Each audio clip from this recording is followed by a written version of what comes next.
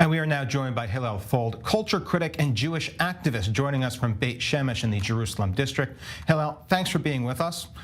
I don't want to be too snarky here, but I just feel the need to mention that this is Canada's government, the same one that recently had a standing ovation for a member of the Nazi Waffen-SS. That the same government that a day after pro-Hamas demonstrators in Toronto threatened to kill people, Canada's finance minister hosts an event to discuss Islamophobia. What's going on in Canada and the rest of the Western world right now? It's a moral decay. It's a moral decay, and it's the disintegration of all morality in Western civilization. This is not something that, started yesterday. We've been seeing this as a process for decades. And, when you teach your society not to use critical thinking and to call, someone by whatever they want to be called at, and if I identify as a dog, then you tell a person, don't use your critical thinking. Don't understand that everything you see in front of you is actually truth and facts. No, there's no truth in the world. And then you come to a war where there's clear distinction between good and evil, but we already told the world you don't need to use critical thinking anymore. And so, everything goes. It's absolute disintegration of morality. There's no other way to explain it.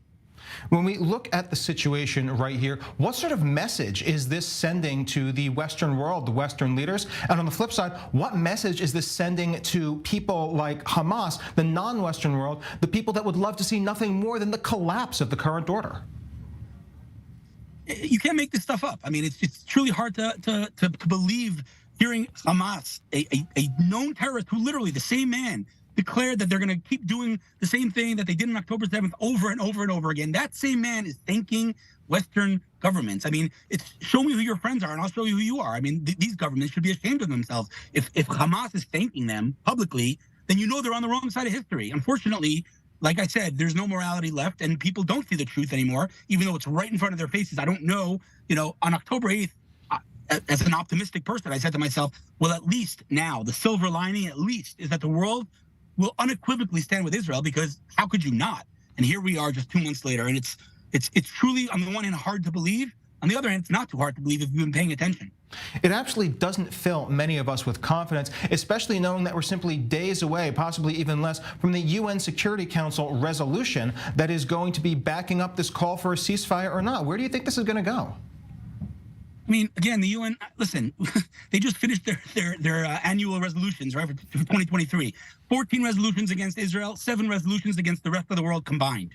So, does the UN, is there any relevance there? Does anybody have any debate about the fact that the UN is the most immoral body? I mean, from my perspective, they did one thing good in their history, and that is declare the independence of the state of Israel.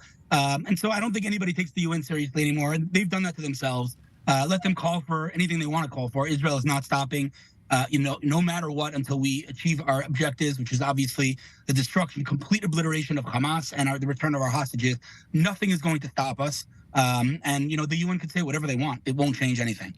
When you see this level of support in the West for terror organizations, and the fact that you see these terror organizations thanking Western governments, as a Jewish activist, do you feel there's even a future left for Jews in the Western world at this point?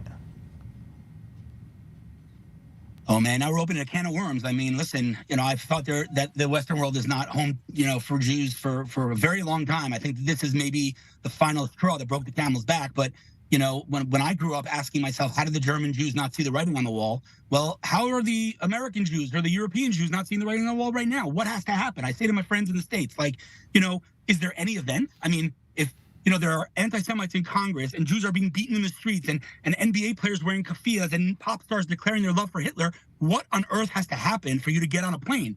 Unless you're going to tell me that you're so comfortable there that even if someone holds a gun to your head, you're not getting on a plane. Okay, in that case, then at least own that. But the reality is that, it's clear as day to anyone paying attention that, there's only one place today where Jews can feel safe, and that is in Israel.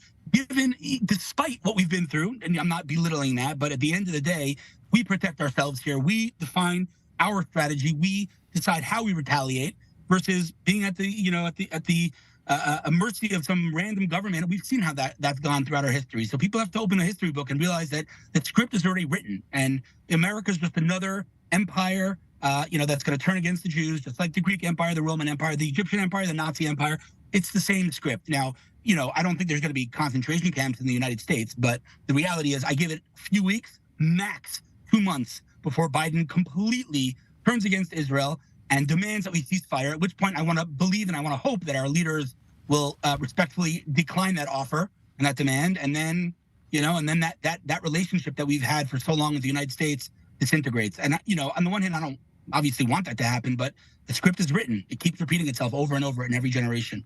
If the script is written, is there even a point to trying to win hearts and minds back in the Western world?